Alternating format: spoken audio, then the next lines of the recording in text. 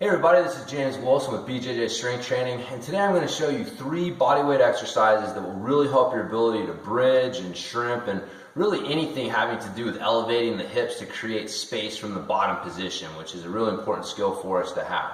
So I'm going to show you these 3 exercises and kind of break down how they're going to help your jiu-jitsu game. So first one that I'm going to show you is a basic glute bridge, but there's a way that I teach people to do this that helps you get more out of it. So I'm going to show you the glute bridge and the simple tip that I like to teach people. So what you want to do is you want to lie down on your back. You want to make sure that your heels are in pretty close to your butt. They don't have to be touching your butt, but you want them in really close. If they're far out, you're not going to have the leverage you need to bridge your hips up as high as you want. Because remember, the idea is we're trying to get our hips up as high as we can so that we can disrupt our opponent's center of gravity and make them off balance, make them have to deal with that, and also to create space.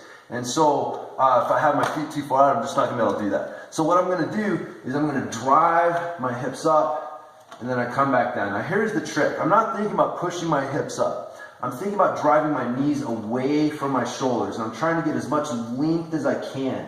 Now you notice when I do that, it gets my hips up nice and high. If I think about just coming up, a lot of times what happens is we end up kind of leading with the belly button. So we end up doing something that looks like this. So we'll do a bridge that looks like this. I'm trying to push up as high as I can, push up as high as I can, and we end up leading with the belly. And you can see the hips themselves aren't as high as when I think about just driving the knees as far away from my shoulders. Look how much more height I get out of my hips when I think about getting long instead of coming up. So I'm going to drive my knees away from my shoulders, and that really helps get my hips up nice and high. Now the next exercise is a marching bridge. And so what we're going to do is we're going to come up to the top, and then I'm going to maintain, keep my hips up as high as I can, keep driving my knees away. And I'm going to pick one leg up off of the ground and bring it down, extend that leg out, get that knee driven away, pick the other leg up, bring it down, and then I reset. I come down. And I drive my knees away from my shoulders, keep driving one knee away as I pick one leg up. Then I drive that other knee away as I pick the other leg up. Now all of this is leading to our single leg bridge. And so to do this, what I like to do is get set in my regular bridge position, and now I'm just going to extend one leg out. I'm going to keep my legs parallel with each other. If I think about driving both knees away from my shoulders, even with this single leg bridge, again, it helps activate the hips and keep everything nice and strong. So I'm going to drive both knees. Even though only one leg's on the ground, I'm still thinking about pushing both knees away from my shoulders and getting length. And then come back down and drive my knee away from my shoulder to get length.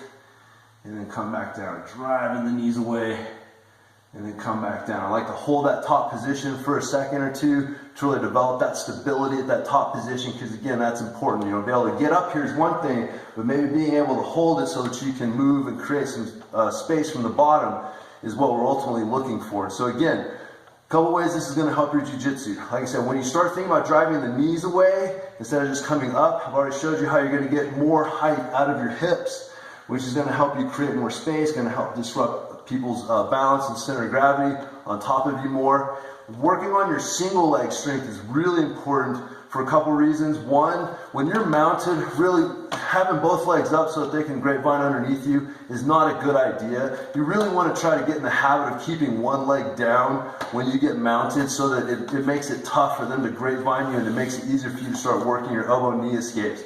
Now, if I'm going to bridge from this position, sure, I can come up here, but I'm telegraphing what's going to happen. They're going to know as soon as I come here, he's getting ready to bridge.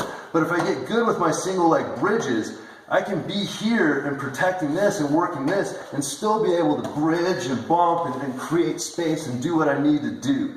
And so working on both our regular bridge and then taking that into the single leg version, you know, first working on our marching so we can develop that single leg strength, and then eventually working on the single leg version itself, you know, again, which would be, you know, really useful for creating space from the bottom if you're mounted or something like that. So again, those 3 exercises, when you get really good with them, and if you think about driving the knee away and creating that length, help how you're moving on the bottom, help you have, better hip movement, creating better space and all that stuff, which is extremely important for us in jiu-jitsu and grappling stuff. So anyways, once again, it's been James Wilson with BJJ Strength Training. Check me out on the web at bjjstrengthtraining.com. You can sign up for a free 30-day workout and get a bunch of other cool tips and stuff like that. At least I think they're cool. So hopefully they help your jiu-jitsu like they've helped mine and my clients. But anyways, hopefully you guys have enjoyed this tip, and I'll talk to you next time.